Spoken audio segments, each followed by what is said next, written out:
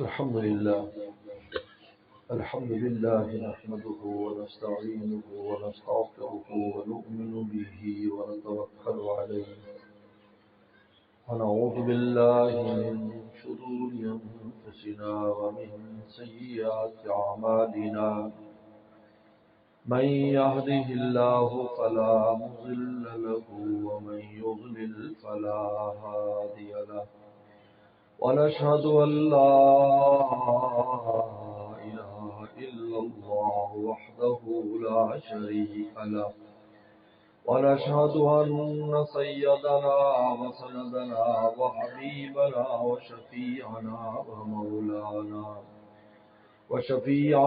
ومولانا محمدا عبده ورسوله صلى الله تعالى عليه وعلى آله وأصحابه وبارك وسلم. أما بعد فأعوذ بالله من الشيطان الرجيم. بسم الله الرحمن الرحيم. ربنا ظلمنا أنفسنا وإن لم تغفر لنا وترحمنا لنكونن من الخاسرين. صدق اللہ مولانا العظیم. میرے محترم بزرگ اور دوستو، اللہ تعالیٰ نے آدم علیہ السلام اور اماں حوا کو جب وہ جنت سے زمین پر آ گئے تو ایک دعا سکھائی، اور اس دعا کی ابتدا ربنا سے کی، اے ہمارے پالنے والے. کیونکہ اللہ کی جو شان ربوبیت ہے ہم اسی کے سہارے پر ہے. سورہ فاتحہ میں بھی رب العالمین، الحمدللہ رب العالمین، عالم کو پالنے والے، شان ربوبیت. بندوں کی تربیت فرماتے ہیں، روح کی تربیت بھی اور جسم کی تربیت بھی. سے اللہ تعالی نے سب سے پہلے جو اپنا تعلق ظاہر فرمایا، الستو بربکم، میں تمہارا پالنے والا نہیں. حالانکہ ہمارا جسم تو نہیں تھا، روحیں تھی، لیکن روحوں سے کیا کہا، میں تمہیں نہیں پال. روحیں بھی تو پلتی، روح کو بھی تو پالا جاتا ہے. احادیث میں آتا ہے کہ اسرافیل علیہ السلام روحوں کی تربیت کے لیے مقرر ہیں. لیکن قیامت جب سور پھونکا جائے گا تو ان کے سور میں ساری روحیں ہوں گی. وہ جب پھونکیں گے تو جہاں جہاں بھی جسم ہوگا وہ اس سے متصل ہو گئی اور انسان وہاں سے کھڑے ہو جائیں گے.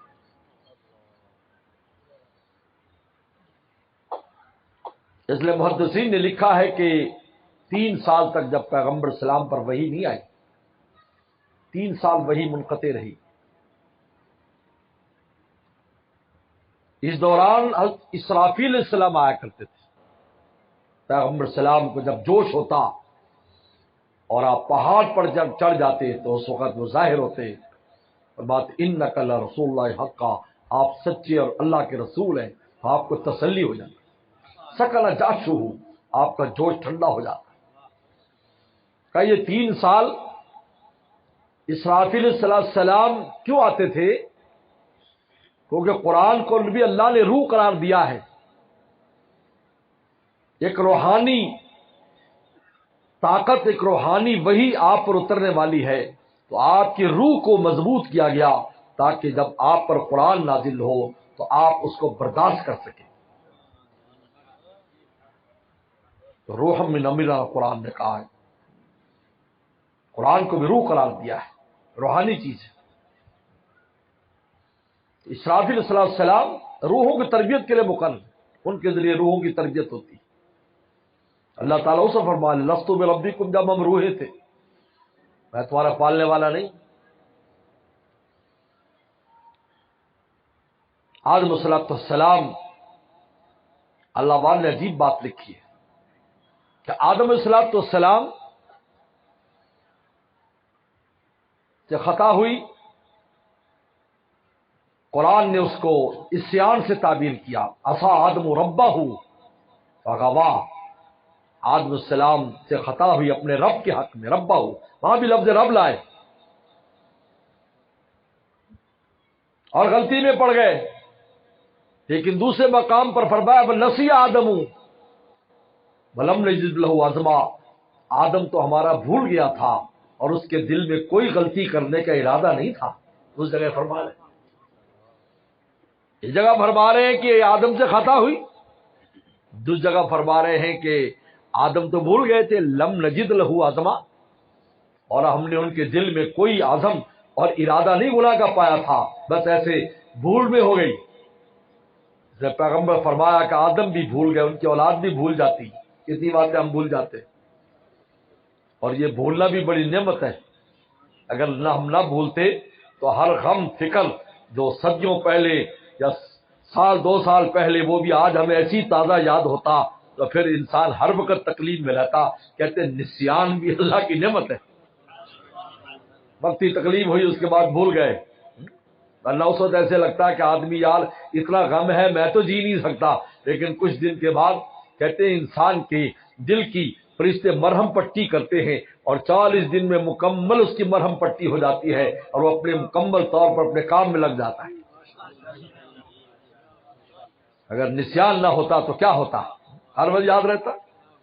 جیسے ہمارے والد رحمۃ اللہ فرماتے اگر موت نہ ہوتی ہمارے گھر میں دادے پر دادے لکڑ دادے شکر دادے ککڑ دادے بھی ہوتے، آپ اپنا کام کرتے، اپنے بچے پالتے اور دادے پر دادوں کو ہوتے تو ساری معذوری ہونے تھے. بستروں پر پڑے ہوتے، ان کو روٹیاں کھلانی پڑتی، ان کے جو ہے پیشاب پخانہ صاف کرنا پڑتا. یہ دنیا کے نظام کیسے چلتا؟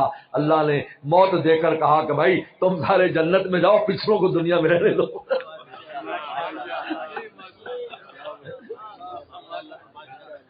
ورنہ پھر دنیا میں کیا ہوتا ہے بولو؟ بڈھے بڈھے ہر گھر میں 10 جو ہے وہ پیڑیاں بڈھوں کی پڑی ہوتی ہیں. اللہ نے فرمایا بھائی بابا جی جاؤ، آپ تم آگے جاؤ، اب آگے کے مزے لو، جوان ہو جاؤ وہاں جا کر. کیونکہ مومن کے لیے اگلی منزل پچھلی منزل سے اعلیٰ ہے، یاد رکھو بہت اعلیٰ ہے. حدیث شریف میں آتا ہے، بخاری شریف میں آتا ہے، مرنے والے کی اگر ایک نیکی بھی واہ ہوتی ہے، تھوڑی سی بھلائی، بخاری کی روایت ہے، اس کو پتہ چل جائے میری یہ بھلائی آ گئی اور قبول ہو گئی، اللہ فرمائیں گے دیکھ تجھے دنیا میں بھیجوں 7 گنا بڑی دنیا دے دوں، جانے کو تیار ہے؟ کہ اللہ پہ مجھے نہیں جانا ہے، مجھے نہیں جانا، اس لیے کہ وہ اس بھلائی اور نیکی کی وجہ سے وہ ایمان پر مرا ہے، کیونکہ اللہ نے اس کو قبول کر لیا. کہتے دوبارہ پتن جاؤں گا واپس ایمان کے ساتھ آتا بھی ہو کہ نہیں. اس کے اس بات کی کوئی فکر نہیں ہوگی کہ آگے کچھ سزا ملی کچھ ہے. بھائی ایمان لے کر آیا، آخر میں نے جانا تو جنت میں ہی ہے، میں تو ہوں تو جنت کی سواری، چاہے 3rd کلاس کے ڈبے میں ہو، پہنچنا تو اسی منزل پر ہے جہاں 1st کلاس والوں نے جانا ہے. منزل تو ایک ہی ہے، بولو بھائی. جہاں آدمی کوئی بزنس کلاس میں بیٹھا ہو، کوئی اکانومی پلس میں بیٹھا ہو، کوئی عام اکانومی میں بیٹھا ہو اور وہ مکہ شریف اور جدہ جا رہا ہو، تو بتاؤ پیچھے والا حاجی جو اکانومی میں ہوگا جس کی سیٹ بھی چھوٹی ہوگی اور پرائیویٹ اگر ہوگا تو بالکل چھوٹی سی سیٹ ہوگی، تو بتاؤ وہ بھی دل میں خوش ہوگا یا نہیں؟ وہ کہے گا بھائی جہاں اگلے پہنچے گی جن کو راحت ملے وہیں ہم نے پہنچنا ہے، لبیک کا نعرہ لگا کر گھر کا دیدار ہم نے بھی کرنا ہے. بخاری میں آتا ہے کہ ذرا سی بھلائی اگر قبول ہے تو مجھے نہیں آنا. تو میرے دوستو آدم الصلوۃ والسلام کے اس نسیان کو عصیان سے کیوں تعبیر کیا؟ اللہ وال نے بڑی خوبصورت بات کی،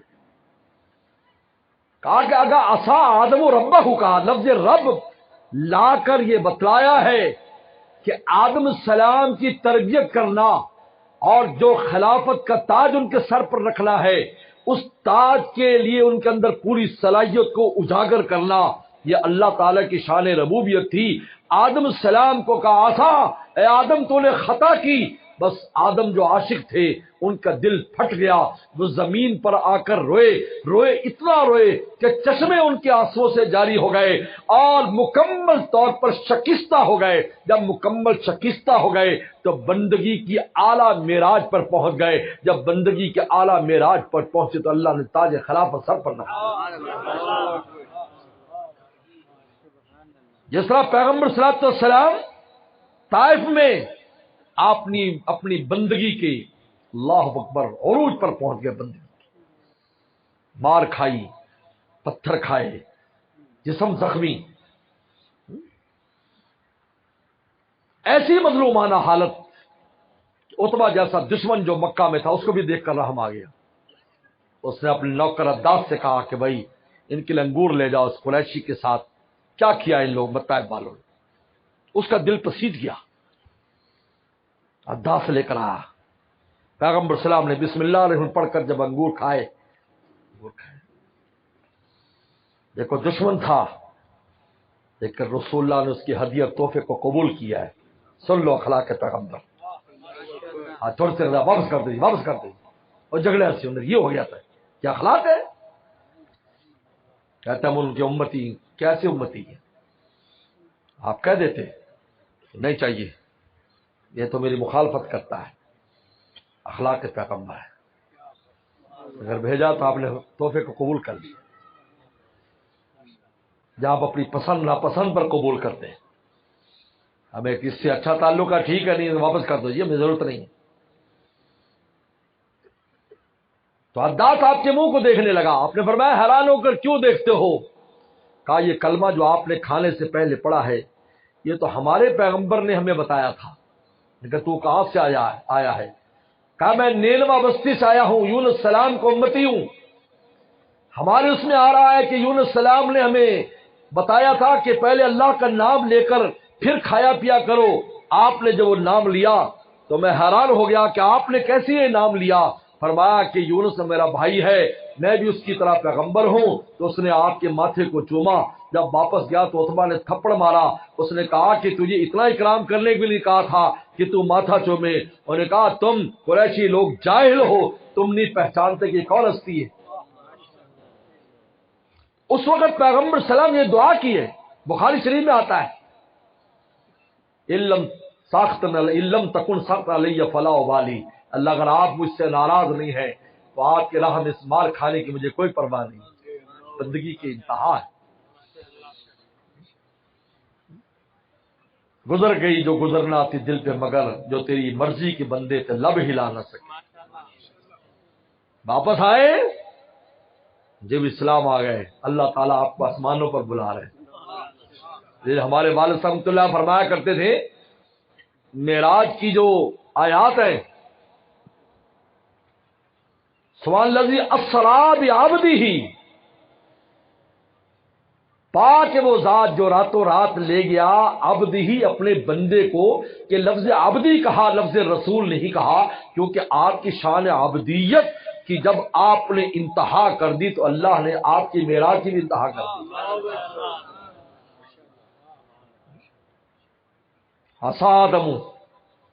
آدم غلطی کی عاشق تھے تڑپ اٹھے قدموں میں گر گئے اللہ تعالیٰ کی.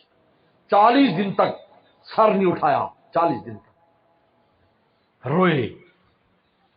کہتے ان کی آنکھوں سے جو آنسو تھے چشمے جاری ہو گئے اور ان چشموں سے یہ پھول خوشبودار پھول پیدا ہوئے. یہ خوشبودار پھول کیونکہ آپ کے آنسو معمولی آنسو نہیں تھے. عام گناہگار کے آنسو معمولی نہیں ہوتے. حدیث میں آتا ہے ایسے زمین پر آنسو گرتا ہے اس کو فوراً فرشتے اوپر لے جاتے ہیں. قیامت کے دن جب جہنم اہل معاشر پر زور کرے گی تو اس کو پیچھے ہٹانے کے لیے ان گناہگاروں کے پشیمان ہونے والوں کے آنسو کا جو پانی ہوگا اس کو جب چھڑکے گی تو جہنم پیچھے ہو جائے گی ڈرے گی. ان آنسو میں طاقت ہے کہ مجھے بجھا دے. کیونکہ جب کوئی گناہگار ہوتا ہے تو اللہ تعالیٰ اس کے گناہ معاف کر دیتے ہیں. جو جہنم کا سبب ہے اللہ اس سبب ہی کو ختم کر دیتے ہیں. اللہ نے ان آنسو میں یہ طاقت رکھی. لے میرے مرشد نے جب سب سے پہلے میرے مرشد شاہ حکیم اختر صاحب رحمت اللہ علیہ خانہ کعبہ میں حاضری سب سے پہلے حاضری تو اس وقت یہ اشعار حضرت کیے ہوئے تھے نہ گلوں سے مجھ کو مطلب نہ گلوں کے رنگ و بو سے کسی اور سمت کو ہے میری زندگی کا دھارا جو گرے ادھر زمین پر میرے اشک کے ستارے. گناہوں پر میں رویا اللہ گھر میں آ جو گرے ادھر زمین پر میری اشک کے ستارے تو چمک اٹھا فلک پر میری بندگی کا تارا.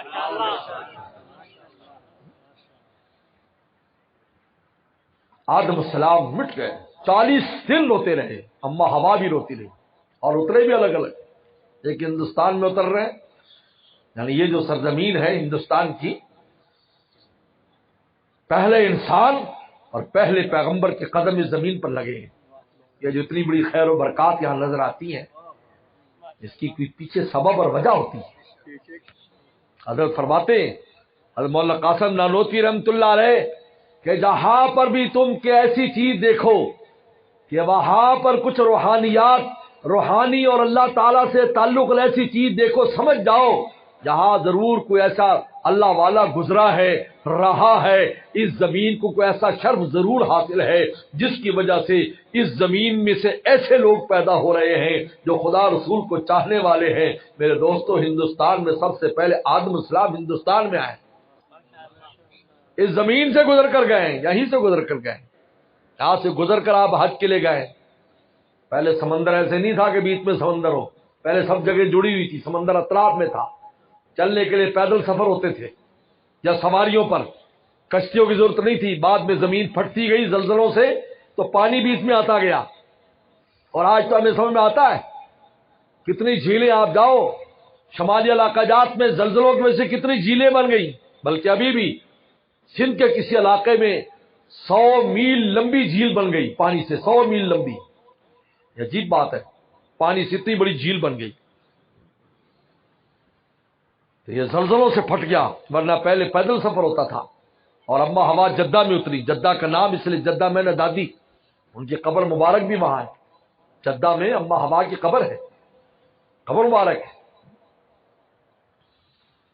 آدم السلام کو اللہ نے کہا چل میرے گھر کو تعمیر کر. وہاں پھر ملاقات ہوئی. اس لیے مزدلفہ میں سنا ہے، مزدلفہ تو مزدلفہ اس لیے کہتے ہیں کہ وہاں اما ہوا اور آدم السلام کی وہاں ملاقات ہوئی. تو میرے دوستو، اللہ تعالی نے بندگی پیدا کرنے کے لیے جو عنوان اختیار کیا، آدم غلطی کر دی، عاشق تھے، تڑپ اٹھے. کیونکہ عاشق کے لیے تو یہ تصور سے جان جاتی ہے کہ میرا محبوب مجھ سے ناراض ہے، تصور سے جان جاتی ہے. کہتا اللہ کا جو عاشق ہوتا ہے اس سے خطا ہو جائے، رو رو کر جب تک مولا کو نہ منال اس کو چین نہیں آتا. یہ جو ہم ڈٹے رہتے ہیں نا، یہ دلیل ہے کہ مولا تعالیٰ سے ہمارا کوئی تعلق نہیں ہے. ورنہ انسان جو حدیث شریف میں آتا ہے کہ مومن سے خطا ہو اس کو ایسے لگتا ہے جیسے پہاڑ میرے سر پر رکھ دیا گیا.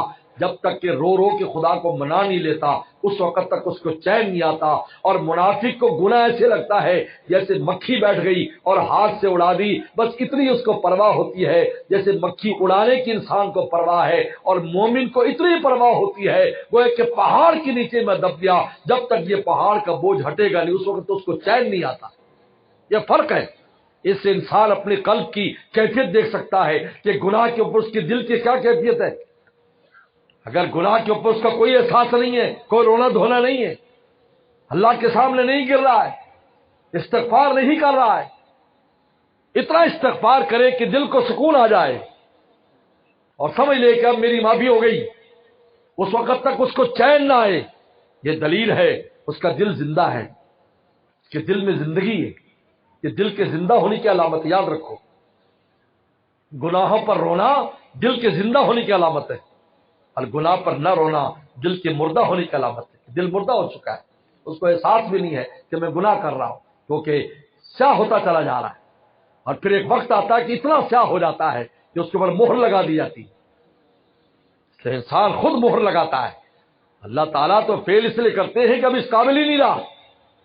جس طرح ڈاکٹر فیصلہ کر دیتے جناب آپ نے اپنے علاج کی توجہ نہیں کی، آپ کے یہ عضو بالکل ختم ہو چکا ہے، بس اب اس کو کاٹا جائے گا، اب اس کے اندر زندگی کی کوئی رمق نہیں، تو آپ ڈاکٹر کو قصوروار بنائیں گے کہ جناب آپ قصوروار ہیں، کیا آپ نے کہا کہ جناب اس کو کاٹنا پڑے گا؟ تو کہا بھائی ہم کیسے قصوروار ہیں؟ بھائی آپ ہی نے خیال نہیں کیا، اس زخم کا خیال نہیں کیا. اب بغیر کاٹے آپ کی زندگی بچنے والی نہیں ہے. میرے دوستو، اللہ تعالیٰ بھی مہر وسط لگاتے ہیں جب بندہ گناہ کر کر کے دل کو اس قدر سیاہ کر لیتا ہے کہ اس میں ہر طرح کی صلاحیت ختم ہو جاتی ہے. جس طرح دانا جو ہے کتنا خوبصورت اور کتنا اچھا دانا کیوں نہ ہو، کتنا اچھا بیج کیوں نہ ہو، اعلیٰ قسم کمپنی کا بیج ہو، لیکن اگر آپ اس بیج کو توے پر بھون لیں اور اس کو آپ اگر کڑائی کے اندر بھون لیں تو آپ مجھے بتائیں اس کو کوئی زندگی دے سکتا ہے اس بیج کو؟ کوئی کھاد اس کو اگا سکتی ہے، کوئی پانی، کوئی زمین اس کو زندگی دے سکتا ہے؟ نہیں میرے دوستو، بالکل اسی طرح جب انسان اپنے دل کی صلاحیتوں کو اس کو فنا کر دیتا ہے گناہ کر کر کے، تو پھر اس کے اوپر اللہ مہر لگا اب یہ بیکار ہے، اب اس میں دوبارہ کبھی زندگی پیدا ہونے والی نہیں۔ لیکن اس سے پہلے زندہ ہے، اللہ کے سامنے روتا ہے۔ میرے مرشد نے ایک بات ہمیں بتائی تو مجھے بہت پرانا واقعہ یاد آیا۔ غالباً یہ 82 کی بات ہے۔ ہمارے بھائی ڈاکٹر جمیل صاحب بھاولپور پڑھتے تھے، تو میں وہاں پر ٹرین سے وہاں آتا تھا، پھر وہاں سے بھاول نگر جب کراچی سے میں آتا، میں وہاں اترا تو ان کے ایک دوست تھے، تبلیغ جماعت کے تھے،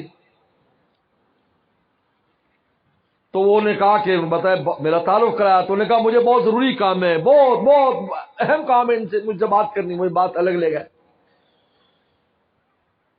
کہا کہ حضرت یہ کیا بات ہے کہ ہماری کلاس میں ہر طرح کے لڑکے لڑکیاں اکٹھے پڑھتے ہیں، میرا حال یہ ہے کہ میں اگر کسی سے بات بھی کر لیتا ہوں تو میرے دل کے اوپر بہت اثر ہو جاتا ہے، میرے پاس بھی اگر کوئی آ جائے تو میرے دل پر اثر ہو جاتا ہے، لیکن میں اپنے دوستوں کو دیکھتا ہوں کہ وہ تو اتنے قوی ہیں کہ وہ ہاتھ بھی ملا لیتے ہیں، ساتھ بیٹھ بھی جاتے ہیں، گپ شپ کرتے ہیں، ان کو کچھ نہیں ہوتا، لیکن میرے پر بہت اثر ہوتا ہے، میں بہت گناہگار ہوں، میں بہت برا ہوں، اس طریقے پر اس کے دل میں یہ بات ہو اور وہ یہ بات کر رہا ہو۔ میں نے شیخ سے تازہ بات سنی تھی، میں نے کہا آپ تو ڈاکٹر ہیں، آپ بتاؤ کسی کو فالج ہو جائے، اللہ معاف فرمائے، اللہ سب کی حفاظت کرے، دائیں یا بائیں کسی طرف، اور اس کے ہاتھ پر کوئی 100 ڈنڈے مارے، اس کو احساس ہوگا؟ کہا کہ نہیں۔ اور اگر زندہ آدمی کو چھوٹی سی اگر چونٹی بھی کاٹے گا تو آپ بتاؤ چونٹی بھی کاٹے گی تو اس کو احساس ہوگا؟ کہا کہ بالکل ہوگا۔ تو میں کہا آپ مجھے بتائیں وہ 100 ڈنڈے والا طاقتور ہے یہ چونٹی والا؟ انہوں نے کہا جی وہ تو مردہ ہو گیا۔ میں کہا یہ دلیل ہے کہ آپ کا دل زندہ ہے، ان کا دل مردہ ہو چکا ہے، ناجنس کی صحبت کی میں بات بیٹھ کر احساس ختم ہو چکا ہے۔ یہ کوئی دلیل اس بات کی نہیں ہے، اس بات کی دلیل نہیں کہ آپ میں کوئی برائی ہے، یہ آپ کی زندہ ہونے کی علامت ہے۔ جب انسان زندہ ہو تو اس کو چھوٹی چیز کا بھی احساس ہوگا، اس کا دل محسوس کرے گا، گناہ ہوگا اللہ یہ کیا ہو گیا مجھ سے، رو رو کے منا رہا ہے۔ کعبہ کس منہ سے جاؤ گے غالب، شرم تم کو مگر نہیں آتی۔ اللہ والے نے کہا کہ غالب کو کیا پتہ اللہ کی رحمتوں کا، اسی منہ سے کعبہ جاؤں گا، رو رو کے ان کو مناؤں۔ اللہ تعالیٰ نے آدم علیہ السلام کو بندگی پیدا کرنے کے لیے، بندگی سارے بندگی پیدا، روئے پشمان ہوئے، روئے اللہ کے سامنے، اللہ رلا رہے، عاشقوں کو بھی رلاتے بھی ہیں، یاد رکھو یہ رونا دلیل ہے عشق کی۔ رو رہے آدم السلام، جب بہت روئے تو کیا کہا؟ فاجتباہ ربہ، وہاں بھی رب لائے، رب نے پھر ان کو اپنا بنا لیا خاص، فتاب علیہ، خصوصی توجہ دی، خصوصی توجہ۔ اب چونکہ دل پر آدم السلام کے بہت زیادہ اثر تھا، بہت اثر ہو گیا، اس میں بہت اثر ہو گیا، مجھ سے کیا ہوا؟ تو اللہ نے کہا تسلی کر، جیسے کوئی آدمی اس کا کوئی خاص عاشق ہو، خادم ہو، اور اس سے غلطی ہو جائے، کہا بھی تو نے غلطی کی، اور وہ بیچارے پر بہت بوجھ ہو کہ میں نے اپنے اس محبوب کے شان میں غلطی کر دی، اور رو رہا ہے، پیٹ رہا ہے، معافی مانگ رہا ہے، پھر کہتا ہے بھائی کوئی بات نہیں، بھائی ایسا ہو جاتا ہے، تسلی رکھو، میرے دل میں کوئی بات نہیں، تم مجھے اب بھی پیارے ہو، تو اس کو تسلی ہو جاتی۔ تو اللہ نے کہا فَنَسِيَ آدَمُ، بھائی آدم تو بھول گئے تھے، لَمْ نَجِدْ لَهُ عَزْمًا، ان کا ارادہ کب تھا، تسلی ہوتی۔ کیونکہ اگر دل پر ہر وقت بوجھ رہے گا تو کام کیسے کریں گے؟ اب تو خلافت ذمہ داری آ گئی، خلافت کی ذمہ داری۔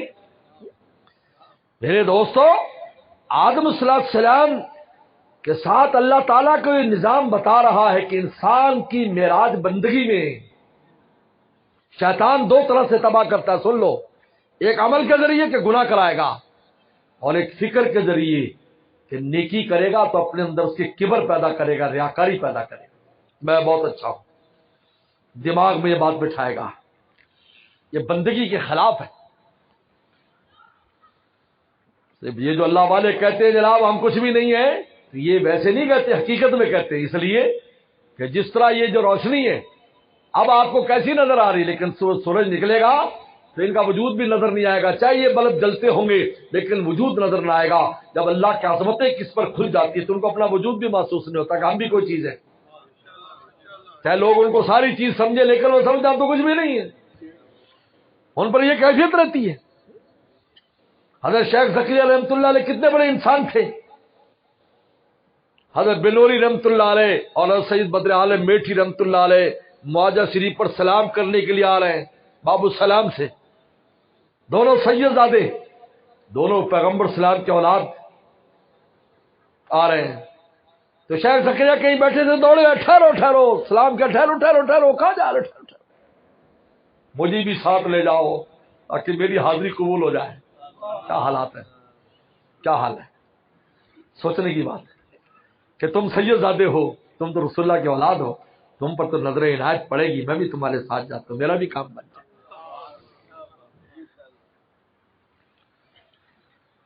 شان بندگی، اپنے باطن کو مٹاؤ، یہ اندر دل کے اندر یہ باتیں رکھنا کہ میں فلاں، میں یہ، میں وہ کر دیا۔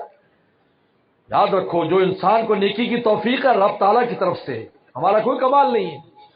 بتاؤ ہمارا کیا کمال ہے؟ آج میں اگر عالم دین ہوں، میں یہاں بیٹھا ہوں اور آپ میری بات سن رہے ہیں، میرے اس میں کیا کمال ہے؟ اللہ نے مجھے توفیق دی، علم پڑھ لیا، 4 لفظ پڑھ لیا اور آج میں تمہیں بتا رہا ہوں، تو کسی کو بھی دے دیں اور بٹھا دیں تو اللہ تعالیٰ کے لیے کیا مشکل ہے؟ بولو، کوئی مشکل ہے؟ کچھ مشکل نہیں۔ کیسے کیسوں کو اللہ نے دیا، ان کی نسلوں کے اندر بھی کوئی علم والا نہیں تھا، ان کو اللہ عطا فرما دیتے۔ کیسے کیسے تھے جن کے ماں باپ بھی مسلمان نہیں تھے، ان کو علم دے دیا اور ان کو مخدوم الخلائق بنا دیا، مخلوق کے لیے ہادی بنا دیا، ماں باپ بھی مسلمان نہیں تھے، کتنے تھے؟ ہم نے خود ایسے بزرگوں کو بہتوں کو دیکھا ہے، لیکن آگے اللہ تعالیٰ نے ان کو عطا کر دی، تو ان کی عنایت ہے۔ انسان کا کیا کمال ہے اس میں؟ تو کس کمال پر ناز کرے؟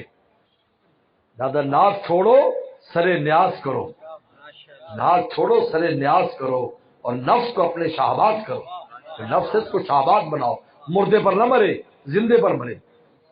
اس لیے عشق با حی و با قیوم دار، اگر تم نے عشق کرنا ہے وہ زندہ سے عشق کرو تاکہ تمہارا عشق زندہ رہے، کیونکہ محبوب زندہ رہے گا تو عشق بھی زندہ رہے گا۔ عشق با حی و با قیوم دار، عشق با مردہ نہ باشد پائیدار، لیکن مردہ سے عشق کرو گے پائیدار نہیں ہے، اس لیے کہ وہ زندگی میں بھی مردہ ہے، اس لیے کہ جس کو تم زندہ سمجھ رہے ہو اور اس نے کل مرنا ہے، پرسوں مرنا ہے، تو آپ سمجھو ابھی سے اس مردہ ہونے کا اثر اس میں موجود رہے گا۔ جس طرح دنیا کی نعمتیں میں اور آپ استعمال کرتے ہیں لیکن ان میں فنائیت ہے، فنا کا اثر ہے ان میں، اور جنت کی نعمتوں میں بقا کا اثر ہے، ان میں زمین آسمان کا فرق ہوگا، یہاں بھی کھا رہے ہیں وہاں بھی کھائیں گے، لیکن اس کی لذت ختم ہو جاتی ہے، تم نے چبایا اور ختم ہو گئی، اس کے بعد گلے سے نیچے گئی، اور ایک ڈاکٹر صاحب بڑی اچھی بات کرتے تھے، ایسے پکڑ کر کہتے تھے یہ دیکھو منہ سے لے کر اور گلے تک بھائی یہیں کا مزہ ہے، اسی کے لیے تم مٹھائی کھا جاتے ہو شوگر کے باوجود اور میٹھی چیزیں کھا جاتے ہو شوگر کے باوجود، بھائی اتنا سا مزہ ہے، اور پیچھے سے جا کر تو کوئی مزہ نہیں ہے، یہ فنائیت کا اثر ہے۔ لیکن جنت کی نعمت وہ ہوگی کہ انسان کھائے گا اس کی روح تک اس سے لذت حاصل کرے گی، روح میں بھی لذت آئے گی، حالانکہ ہمارے جسم سے روح لذت حاصل نہیں کرتی، ہماری روح کو لذت دوسری چیزوں سے آتی ہے، ہماری روح کو لذت ذکر اذکار سے آتی ہے، ہماری روح کو لذت تلاوت سے آتی ہے، نماز سے آتی ہے، لیکن جنت کی نعمتیں عجیب ہے کہ وہ بقا ہے نا، وہ کھائے گا تو کھانے سے صرف جسم مزہ نہیں لے گا، روح بھی پورا مزہ لے گی، روح بھی مست ہوگی اور جسم بھی مست ہوگا، اور اس کا مزہ اندر تک اس کو آتا رہے گا کہ ہاں کیا چیز میں نے کھائی۔ اس لیے وہاں جسم اور روح دونوں برابر کی مزے حاصل کریں گے، دونوں برابر کے مزے، ورنہ دنیا میں تو جسم غالب ہوتا ہے، قبر میں روح غالب ہے، قبر میں مزہ روح لیتی ہے، جسم کو مزہ نہیں ہے۔ دنیا میں تکلیف جسم برداشت کرتا ہے، روح کو نہیں ہوتی۔ ایک آدمی جسم پر تکلیف ہے لیکن روح سادہ ہے۔ یوسف السلام کا جسم کو تکلیف ہے لیکن روح سادہ ہے، روح سے اللہ تعالیٰ نے رابطہ کیا ہوا ہے، لیکن جسم میں جیل میں بند ہے۔ جسم تکلیف میں ہے لیکن روح میں کوئی تکلیف نہیں ہے۔ قبر میں جاتا ہے تو روح لذت حاصل کرتی ہے، روح کو تکلیف ہے، جسم کو نہیں۔ اور آخرت میں روح اور جسم دونوں برابر کے مزے لیں گے، اور اگر خدا نخواہ جہنم میں جائے گا تو سزا بھی دونوں کو برابر کی تکلیف محسوس ہوگی۔ تو اسی طرح فرمایا، مولانا رومی فرماتے ہیں، عشق با مردہ نباشت پائیدار، مردے کے ساتھ جو عشق کرتے ہو تو وہ پائیدار نہیں ہے، اس لیے کہ اول تو مر جائے گا، وہ محبوب تمہارا مر جائے گا، اور اگر زندہ بھی رہا تو زندگی میں ہی اس میں مردہ ہونے کا اثر ہے، تمہارا عشق باقی رہنے والا نہیں ہے۔ دادا کتنے جن کا عشق باقی نہیں، بڑے عاشق تھے، کہاں گئے؟ شیخ سعدی فرماتے میں بغداد گیا، سنا تھا بڑے بڑے عاشق بڑے مشہور تھے، ان دنوں میں قحط پڑا ہوا تھا۔ میں نے جا کر پوچھا عاشقوں سے، کہا کہ بھائی تمہیں تیری محبوب سے ملاقات کرا دے؟ انہوں نے کہا 2 روٹی کا سوال ہے، روٹی کھلا دو بس، ہمیں اور کچھ نہیں چاہیے۔ جو فرماتے ہیں عشق با حی و با قیوم دار، اس ذات کا عشق کر جو ہمیشہ رہنے والی میرے دوست۔ تو اپنے اندر جب تک انسان کے بندگی نہیں آئے گی، اپنے آپ کو جب تک مٹائے گا نہیں، اللہ والوں کے پاس کیوں آتے ہیں؟ مٹنے کے لیے آتے ہیں، ہمارا نفس مٹ جائے۔ اس لیے مولانا رومی نے نصیحت کی، قال با گزار مرد حال چھو، فرمایا قال کو چھوڑو، کال اپنی حالت کو درست کرو۔ حالت کیسے درست ہوگی؟ پیش مرد کامل پامال چھو، مرد کامل کے سامنے پامال ہو جاؤ۔ پامال کا ترجمہ میرے دادا مرشد فرماتے تھے کہ ان کے سامنے مالیدہ بن جاؤ، مالیدہ بن جاؤ، پھر دیکھو کہ اللہ تعالیٰ تمہیں کیسی زندگی، روحانی زندگی عطا فرماتے ہیں۔ لیکن جب تک انسان کا نفس اس بات میں لگائے ہوئے، شیطان نفس کو دیتا ہے خوراک، اور پھر نفس آگے انسان کو خراب کرتا ہے، میں یہ، میں وہ، میں یہ، ہر وقت میں کرتا رہتا ہے۔ لیکن جب تک بندگی نہیں آئے گی، بلندی نہیں ملے گی۔ معراج چاہتے تو بندگی چاہیے۔ آدم السلام کی تربیت کی اللہ تعالیٰ نے، ان میں بندگی پیدا کرنے کے لیے اس نسیان کو عصیان سے تعبیر کیا، اب رو رو کے رب کو منا رہے ہیں۔ اس لیے سب سے اچھا وظیفہ استغفار ہے۔ ہر انسان ہر وقت اپنا گناہگار سمجھے گا، اللہ بہت خطائیں ہیں، ان لوگوں کو خطا حدیث میں آتا ہے، تم سارے خطا کار ہیں، تم جس مقام پر بھی ہو اپنے مقام کے اعتبار سے خطا کر رہے ہو۔ خیر الخطائین توابون، بس توبہ کرتے رہا کرو، ہر وقت توبہ کرو، ہر وقت اللہ سے معافی مانگ، اللہ میں معاف کر دیجیے۔ نیکی کے بعد بھی معافی ہے، گناہ کے بعد تو ہے ہی معافی، نیکی کے بعد بھی معافی مانگ، اللہ معاف کر دے، جیسے تیری شان تھی ویسے کر نہ سکے۔ عطا سلمی رحمۃ اللہ علیہ بہت بڑے تابعی ہیں، مسجد میں آتے تو مسجد میں نہ جاتے، اگر مسجد میں کوئی نہ ہوتا کھڑے رہتے، جب کوئی مقتدی آتا تو ساتھ جاتے نمازی کے۔ حضرت آپ کیوں باہر کھڑے رہتے؟ ہم نے دیکھا سردی ہوتی ہے آپ باہر کھڑے ہوئے۔ انہوں نے کہا مجھے ڈر لگتا ہے، دربار میں جاتے پکڑا نہ جاؤں، کوئی آتا تو اس کے سہارے چلا جاتا ہوں۔ اتنے بڑے تابعی، اندر کا احساس یہ۔ نماز پڑھ کر نکلتے، چہرے پر عجیب ان کی کیفیت ہوتی، جس طرح کوئی جرم کر کے آئے۔ انہوں نے کہا حضرت آپ کے چہرے پر ایسی پشیمانی ہوتی جیسے کوئی جرم کر کے آئے، حالانکہ آپ کی نماز کو دیکھ کر تو ہم اپنی نماز درست کرتے ہیں، تو رو کر فرمایا کرتے اپنی نماز کو دیکھتا ہوں اور ان کی عظمتوں کو دیکھتا ہوں، شرم میں ڈوب جاتا ہوں۔ یہ میں پیش کر رہا ہوں خدا تعالیٰ، گناہ تو دور کی بات، اللہ معاف فرمائے، اللہ میں معاف فرمائے۔ اس لیے میرے دوستو، اور جب انسان بندہ کب کہلاتا ہے؟ جب ان کی مان کے چلتا ہے، اپنی مرضی کرتا تو بندہ نہیں ہے۔ جس لمحے ہم اپنی مرضی کرتے ہم بندے نہیں ہیں، ہم اللہ کی بندگی سے نکل جاتے۔ بندہ تو ہے جو مان کے چلتا ہے، بندہ تو غلام کو کہتے ہیں۔ غلام کا مطلب کیا ہے؟ ہر وقت غلام ہے۔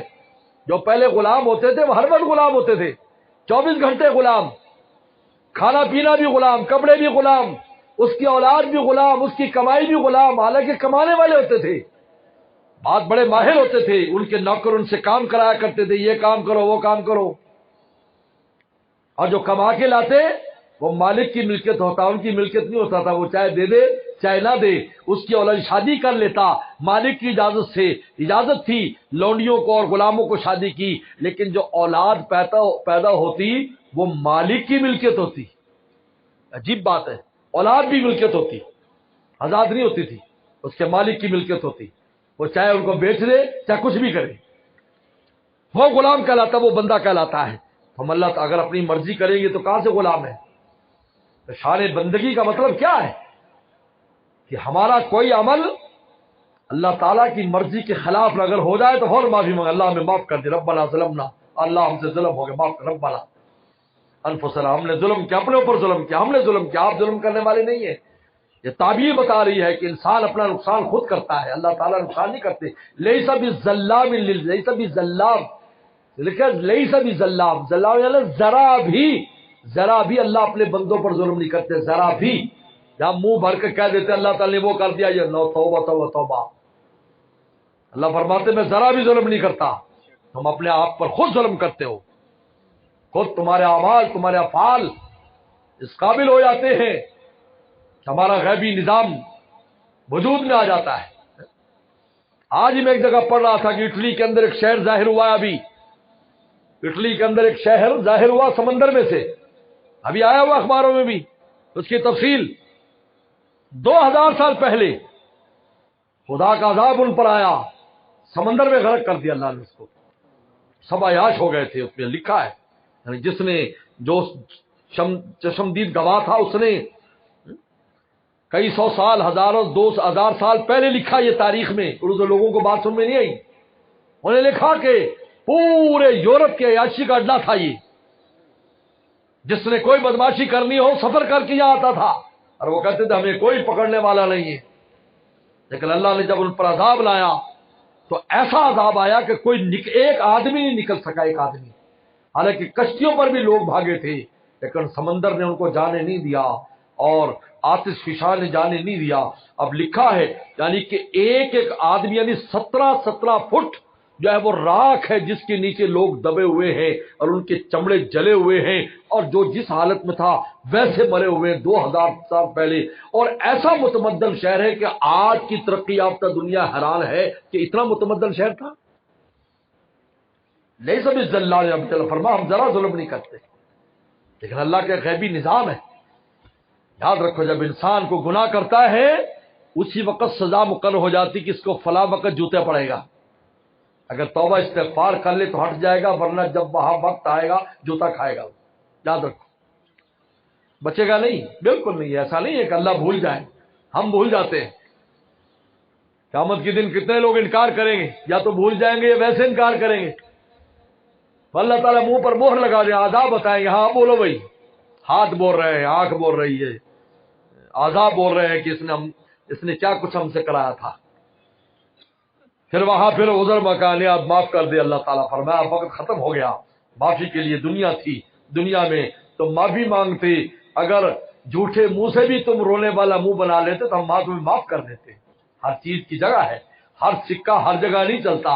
یہاں آہو فغاں کا سکہ اس دنیا میں چلتا ہے، آخرت میں چلتا. حدیث شریف میں آتا ہے کہ جہنم میں جہنمی اتنا روئیں گے کہ ان کے آنسو کی جگہ خون بہے گا، اور خون اتنا ہو جائے گا کہ کشتیاں چل سکتی ہیں، لیکن وہ جہنم کی آگ کو تیز ضرور کریں گے، آنسو بجھائیں گے نہیں. اور دنیا میں حدیث شریف میں آتا ہے کہ مکھی کے سر جتنا آنسو نکلے اور آدمی اس کو مل لے، حدیث میں آتا ہے جہاں جہاں وہ لگ جائے گا اللہ وہاں جہنم حرام کر دیں گے.